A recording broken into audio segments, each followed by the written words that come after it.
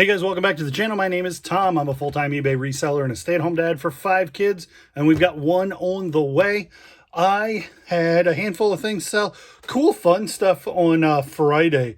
So let's just jump right into it. I paid $3 for this no parking sign. This is embossed, and it is older, so it's really thick metal, and it has an old county sticker on it, so it was actually used. Those things make a little bit of a difference. I paid $3 for it. Not hugely valuable as far as signs go, but sold for $22.49 plus shipping. Buyers all in at $37. Old road signs can do well if they are in pretty good shape. And like, stop signs are more common. This no parking anytime is fairly common, but not as cool as a stop sign. But like sidewalk closed, some of them aren't going to be great. People collect old road signs. So if you find something, it's probably worth comping. And if you're buying them cheap enough that $25 plus shipping is worth your time, then most of them will probably be worth picking up. Zelda, this is the gold cart. The gray cart is a little bit harder to find. Actually, people are like, oh, that's the gold cart, it must be worth a fortune. And some of them are, some of them aren't. There's a lot of differences. This has a circle seal. That makes it older. If it had the oval seal, that wouldn't be quite as old. There's a variant that doesn't say made in Japan. There's a variant that doesn't have this NES on here. There's a variant that doesn't have this in the red. There's a variant that doesn't say Rev A on it. And all of those contribute to the value of this thing. So really knowing your stuff on this, if you find a couple of these, research exactly which one you have. Because the first cover with the 5 screw that we talked about the other day is the best. But then, like, I think the next one is the 4th variant is the best, not the 2nd or 3rd print, which is kind of an odd thing. So these are weird. With a box, with a manual, with the map, they can make a lot of difference. This is the first ever cartridge game, I think it's the first that I'm aware of, that has a battery inside of it. If you open this up, there's a little microchip right here, green microchip. It has a battery on it, and it saves games. So I'll put up here, I put today's date in as my name where I saved the game so that people can say it currently saves. I didn't replace the battery. It can be done, but if you put it in and it doesn't quite read right, if you put it in and it doesn't have saved games on it, and you play it for a minute and try to save a game and it doesn't save a game, so people will still buy it. You can replace the battery. It isn't super easy, and it does affect the value, but Zelda stuff sells, man. So I paid like $5 for a huge pile of games. I paid $5 a piece for them. So I paid $100 for 20 games. And that one sold for $32 plus shipping. Buyers all in at $40. I showed you the other day where I bought 27 tapes for $60. And I sold the bulk of them for $50. Well, the other ones were Euthanasia by Megadeth. And then this is like a metal compilation. Might be worth $7 all by itself. So I paired them together. This has some Megadeth stuff on it, but it also has Poison, Anthrax, Tesla, Striper. And so those are, so this is going to sell this faster than either of them would sell by itself, and it isn't going to add any, it isn't really going to add any value to this other than to get it to sell faster, but this would sit forever and not sell all by itself. So I just paired them together, put them for $15, and they sold, and in a hurry. They were listed for maybe, I mean, since I got back from Florida, which was like 5 days ago, no, today's Saturday. So Saturday was our last day. So less than a week. Nirvana. Nevermind. Censored. Bleach. Unplugged in New York. And In Utero.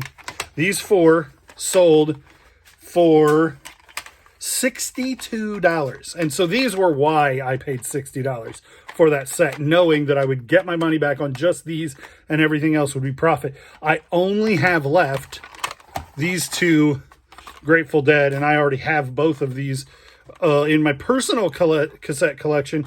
Touch of Grey is a fantastic song. And this one has a couple of good songs on it, nothing real great.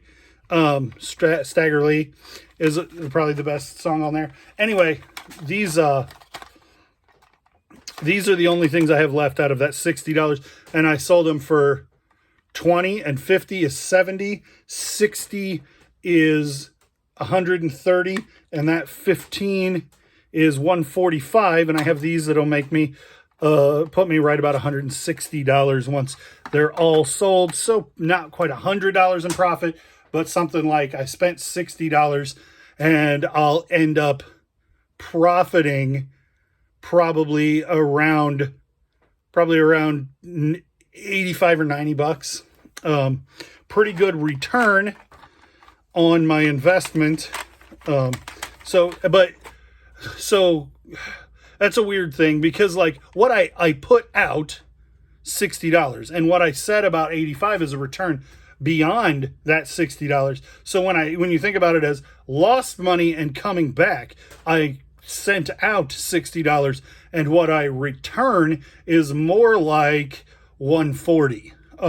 Something to keep in mind when people are talking about return on investment or thinking about profit margins. It's important. Like, I spent $60 to make 85, but I also got the $60 back. And I feel like some people don't word that super well, and maybe I don't word it super well. So I wanted to kind of explain what all of that means. These are, I paid $1 for them. It's just, it's two of these little sensor things, and they, you set them in a room and they detect water and they go off, and you can hook them to your phone. And so if you have a basement that floods and you don't get down there very much, it'll tell you. And so I sold these to somebody and I shipped them to the wrong guy, and that guy shipped them back. And the guy who ordered these shipped back the thing that he was supposed to get. I think it was a pair of socks or a pack of socks. Anyway, shipped the socks to the right guy, but this guy's like, I already ordered them. When I got the wrong thing, I went ahead and placed a different order because I need them right away. And so he was totally cool. But anyway, I had these to resell. Sold both times for $26.99. I just found them in a yard sale for $1, and I was like, those are something people need and want and pay a little bit of money for. So I comped them, and they were $25 for my $1 investment. This is a Sony Walkman. I never buy Walkman that are not, and assume that it's working. I would never pay up for a Walkman. They almost never work. And even if they work when you test them, they're super finicky at 40 years old. I'm super finicky at 40 years old. And they tend to not work very long. These need to be taken apart, have new bands put in them, have the motor oiled, and just be gone through by somebody who knows what to do with them. So I pay $1 to not over $5 for a really good model.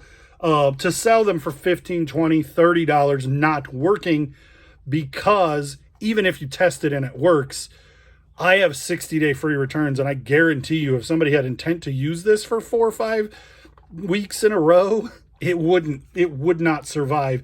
These have to be gone through in order to last. So I almost always sell them as parts not working, because I just don't. It's old technology working on tension on rubber bands, and they aren't going to work for very long. So buy them, they sell great, but know that you should be selling them as parts not working unless you refurbish them. This Nike t-shirt, if you were a kid in the 90s, you know these shirts with bands on the shoulders and bands down the sleeves were a thing in like 94. This shirt, I think this might even be 2000s year because of that tag. The silver tag is more like 99 to 2005. Anyway, Nike, vintage Nike.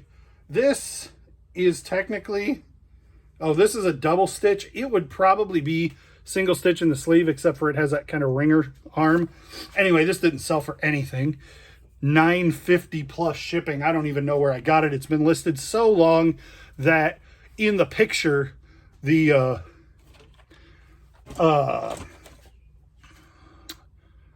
box SKU number, that box doesn't even exist anymore, and I'm pretty sure that picture was taken 2 houses ago. So I've had that for a long time. Vintage Nike, some of it does well, some of it does like crazy well, and some of it does okay, and then not everything. So that took 2.5 years to sell and was a only sold for $10. So it wasn't worth doing, but I had it in the inventory. I'm not going to throw it away because I already did the work. So anyway, that is everything that sold on Friday. I'm going to get this stuff packaged. I think I'm too late to get it in the mail on Saturday, so it might have to go out on Monday. And then I'm going to try to start cleaning some stuff up around here.